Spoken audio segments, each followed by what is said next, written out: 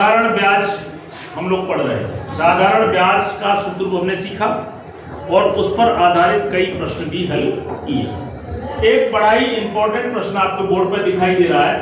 कोई धन कितना भी हो, कोई धन 20% साधारण ब्याज की दर से कितने वर्षों में दोगुना हो जाए। धन कितना भी हो लेकिन 20% क्या है, ब्याज की दर क्या है 20%। 20% का मतलब है 20 रुपया प्रति सैकड़ा, यानी कि 100 रुपए पे 20 रुपए कितने वर्षों में दुगना हो जाए। दुगने का मतलब समझ रहे हो? जैसे मैं 500 रुपए उधार लेके आया तो मुझे कितने लौटाने दुगना? 500 का दुगना 1। दोबारा समझिए, अगर मैं 200 रुपए लेके आया उधार तो मुझे उसका समय पूरा होने के बाद कितने रुपए लौटाने? 400। अगर मैं 100 रुपए लाया तो मुझे कितने लौटाने? 200।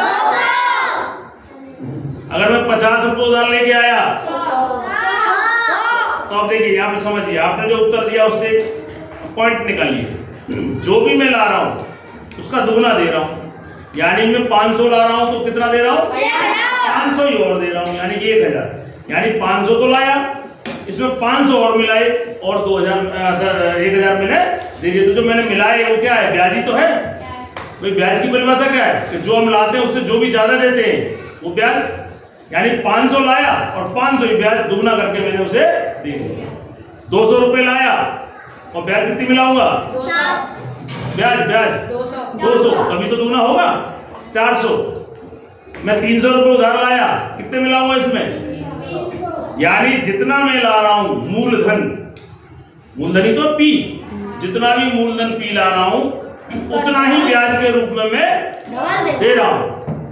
तभी तो मूलधन और ब्याज क्या हो रही है, देकर के डबल बन रहा है। यानी कि इस स्थिति में मूलधन और ब्याज बराबर है। मूलधन और ब्याज कैसा है? तो ये जो आपका सूत्र है, SI simple interest is equal to P into R into T बराबर 100। तो यहाँ पे अभी हमने क्या पाया? ब्याज और मूलधन कैसा है? समान। तो यहाँ पर इस ब्याज की जगह मैं क्या लिखूंगा? मूलधन। क्या लिखूंगा? मूलधन। तो ये P से P कट गया और ये यहाँ कुछ नहीं है। चलो तो P से तो क्या हो गया? कट गया। अब इस 100 को 1 से गुणा करेंगे कितना आएगा? 100। और इधर बन गया आपका R यानी कि दर आपके पास कितनी है? 20। और T आपको यानी कि समय ज्ञात करना है। तो T जो ज्ञात करना है उसे उधर ही रहने दो। और ये 100 और T के साथ जो 20 क्या है? गुणा। तो इधर आएगा क्या जाएगा? भाग। 0 से 0 गया, 2 एकम 2, 2 पंजे 10, यानी T इक्वल टू कितना है? 5 वर्ष। यानी जो भी धन आप उधार लाओगे 20% साधारण ब्याज की दर से 5 वर्षों में दुगना हो जाएगा। कितने लोगों को समझ में आया? समझ आया? यस और नो? देखो, वैसे तो आपको ये सवाल तो समझ में आ गया होगा।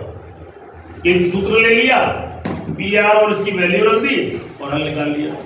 लेकिन अब इसको देखो व्यवहारिक में कैसे काम करता है। यहां तो क्या कर रखा है? कोई धन, तो हम कोई सा भी धन ले लेते हैं। मान लो मैं 100 रुपए लेता हूं, छोटा धन लेता हूं। कितने रुपए? 100 रुपए लेता हूं। कितने? अब कितने साल में दुगना हो जाएगा? दुगने का मतलब 100 में कितने हो जाएंगे? 200। तो 200 कम होगा जब 100 इसमें ब्याज और मिल जाए, है ना? तो देखिए यहां पर ब्याज की दर क्या है? सवाल को देखो, 20%, यानी कि 20 रुपया प्रति सैकड़ा। 1 सैकड़े पे 20। तो देखो ये कितने? देखो ये 1 साल की ब्याज है। दूसरा आदमी बोलो 1 साल की ब्याज। ये कितने करने? 100 दुगना करना है ना। ये 100 है, 100 का दुगना कितना होता है? 100 और हो जाए। कितनी है ये दूसरे साल की ब्याज। कितने हो गए? 40। ये कितने हैं? 20। तीसरे साल की ब्याज कितने हो गए? 60। 20।